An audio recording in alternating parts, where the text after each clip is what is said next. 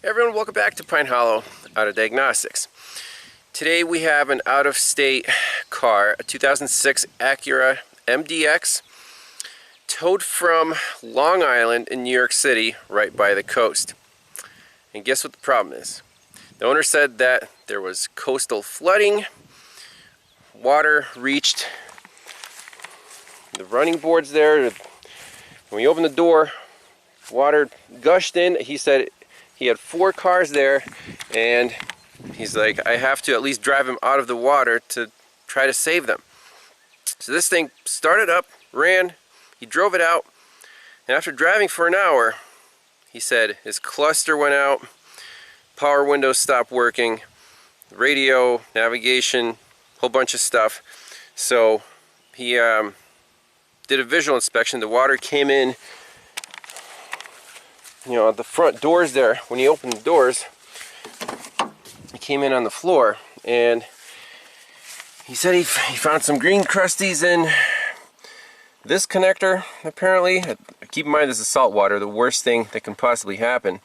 So he cut that connector out and did a splice job with 2 bypass connectors. Okay, then he tried a junkyard passenger side fuse box, plugged it in, no change. Then he found me online, and he said I have to take it to a professional. So I respect that, because the owner himself is a professional. He's a professional locksmith doing like safes, travels all over the country. The guy is in high demand. So in this case, we're he said, I don't want to spend any time on this because my time is more valuable, so I'd rather take it to a professional. So good thing you got it here. Let's see if we can figure out this Acura.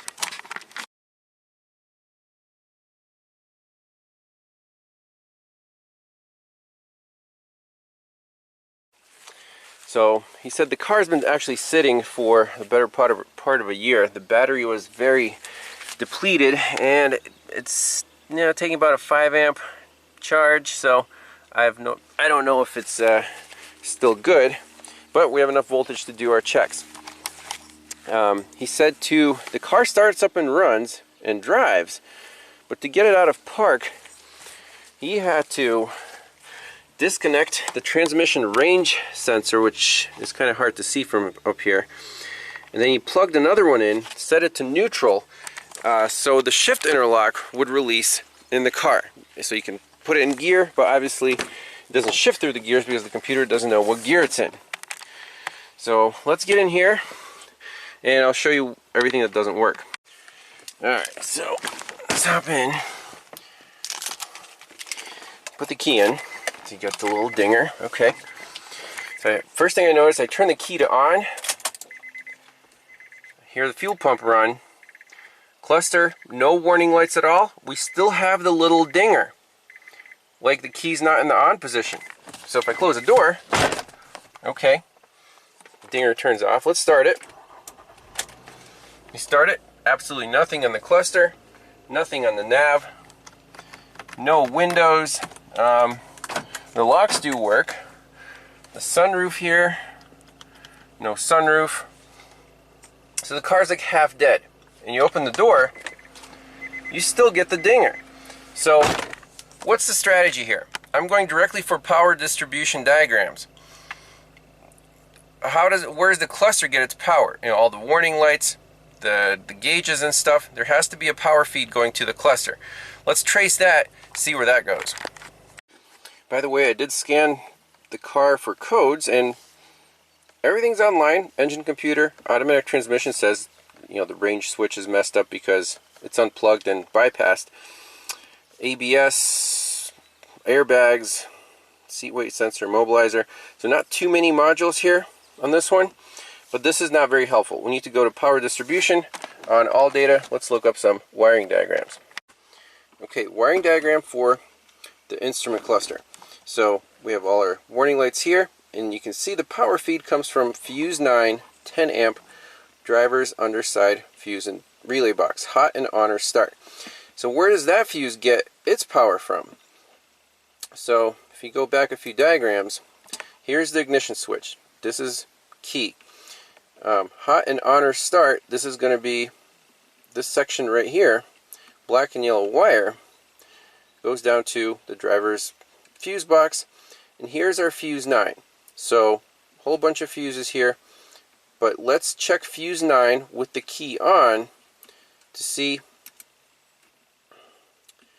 to the instrument cluster, is there a missing power feed? That's the first thing I want to do, get this cluster online so we can see the warning lights and see what happens. So let's go right to the driver's side fuse box, find fuse 9, and with the key on, see if that has voltage on both sides of the fuse. Alright, so here's the driver's side fuse box. It's right here, and we actually have a label right there. So fuse 9, let's see, 7, 8, 9. Is it focusing on that backup lamp instrument light right there? So it's going to be the 9th one down in that row. And let's see, 1, 2, 3, 4, 5, 6, 7, 8, and then there's this. Let me pop this cover off. Use a pick for that. There we go. There's more fuses hiding on. Yep, there it is. So that was 8, 9, 10, 11. Right? Okay, yep, 11 is rear wiper. So let's check fuse 10 with the key on. Alright, so key is in the on position, but it seems like it's in the accessory position because the dinger is still going. So test light to ground, so that side is hot. Ooh, I think I might have gotten pretty lucky on that one, so that one's good. That one's good. So this instrument cluster fuse is blown. How about that? So next step, before popping any more fuses, let's pull this out and install a 5 amp test light to see if there's a short to ground on that circuit. Okay? So we're gonna plumb in our test light instead of the fuse using the little adapters. Okay, so no short right now, but that fuse is only energized when the key is on. So let me turn the key on and see if anything happens here. Ooh, check it out. That's neat. Okay. Hey, wow.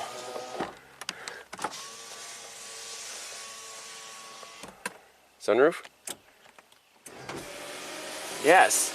So a lot of stuff came back to life just because of that one fuse. And there's no short. You see the test lamps aren't even starting the light, so at the moment, no shorts. So potentially when the salt water got in, it shorted out, that circuit, popped the fuse, then everything dried out. Owner, cleaned up all the green crusties or whatever. But the fuse is still blown. So let's clear the codes out, see if the radio comes back to life, if, do another baseline and see if anything doesn't work. And I'll also plug in the original transmission range sensor. We'll clear the transmission code out, see if that is okay. But that's promising. That's a pretty quick start to get stuff online. Okay, transmission range sensor is plugged in. Let's fire it up. And notice the power seat, it clicks, but nothing moves. So we'll have to check the power feed to that too. But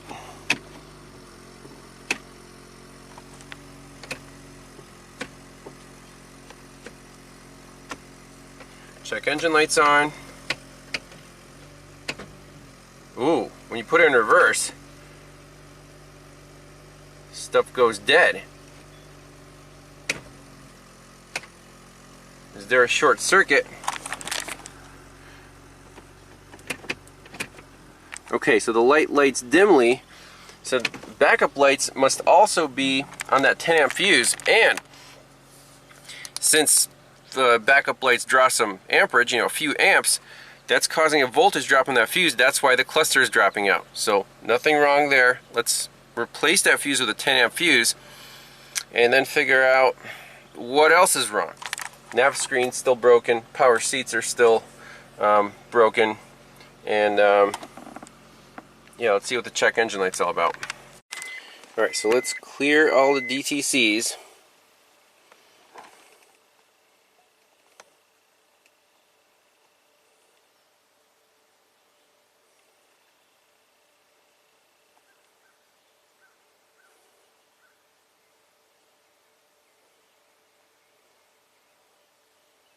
Just the main 4 modules: engine, transmission, ABS, and airbag.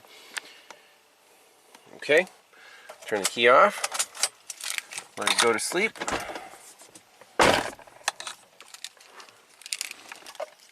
And fire it up.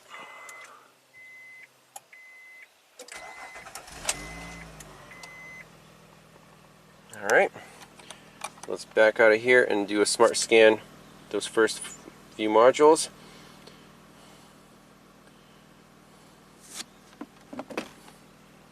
Okay, we're happy there. Make sure we can shift through all the gears. Let me replace the fuse. Yeah, it looks good.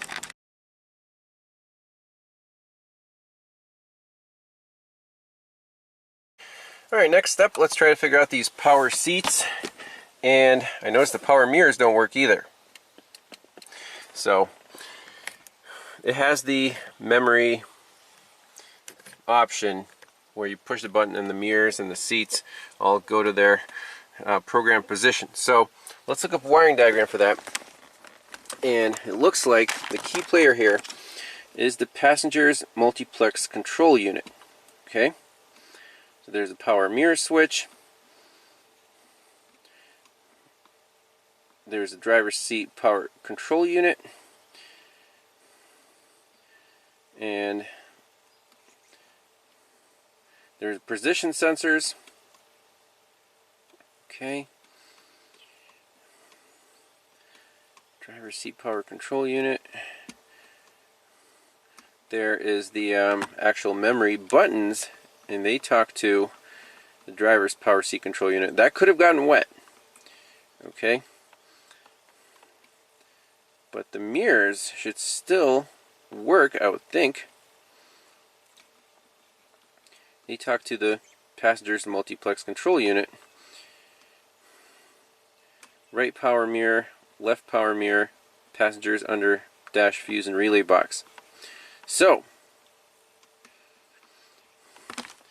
that's the one that was replaced from the junkyard. So my question is, how do we know that that model had the memory position feature?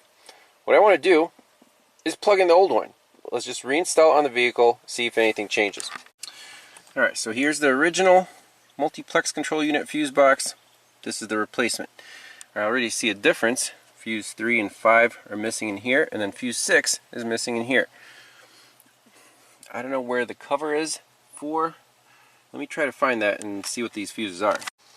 Alright, so here is the little cover. So the fuse that's missing on the original is daylight, which is optional, so I guess we don't need that. And the fuses that are missing on the replacement 3 and 5 are assistant passenger seat slide and assistant passenger seat recline. Okay, so that explains why the passenger seat wasn't working. So let's plug this whole thing in, see what happens. Alright, passenger seat is back online. Let's go over there and check the mirrors and the driver's seat. Check it out. Mirrors are back online. Sweet. But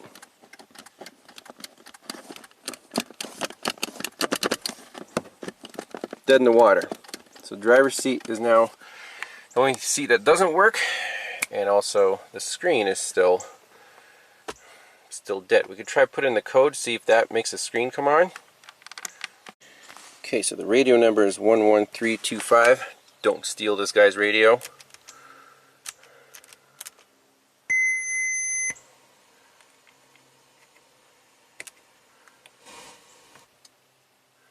Okay, so that's back online, but navigation screen's still dead. And I noticed with the key out,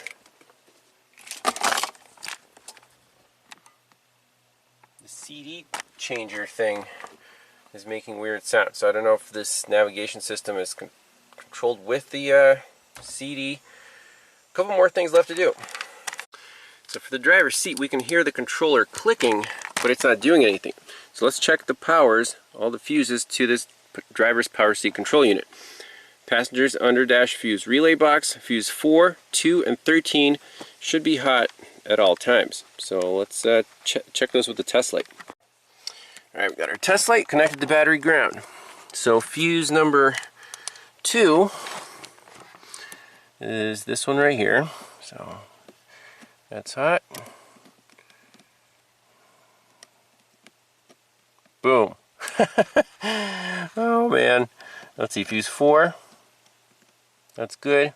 We can just check all of them. There aren't too many fuses here. So fuse number 2 is definitely blown. Guess that one's not energized. Not energized.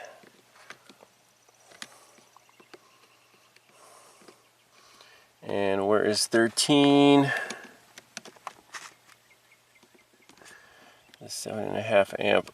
That one's good. So fuse number 2 is definitely blown. Let's put in our high amp test light in there, see if there's a short. So here is fuse number 2, definitely popped.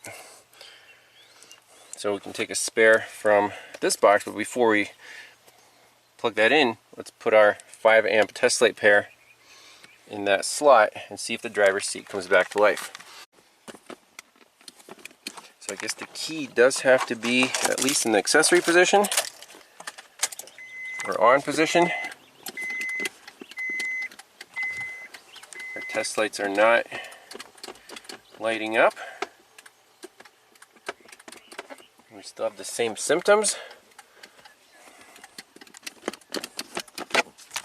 And if we turn the key to accessory,